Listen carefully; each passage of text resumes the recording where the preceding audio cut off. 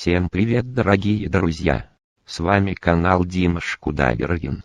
Конкурс Singer 2017 подходит к своему блистательному завершению.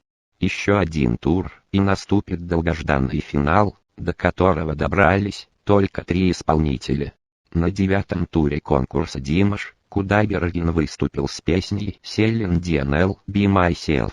Судьи присудили певцу 2-е место, сообщают фанаты в сети Weibo, тем самым обеспечив ему место в тройке полуфиналистов конкурса.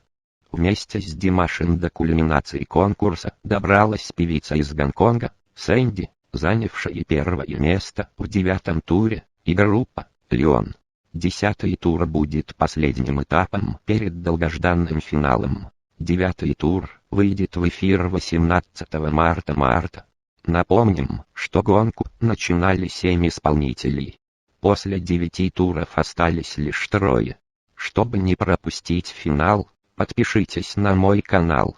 Всем пока, спасибо за просмотр.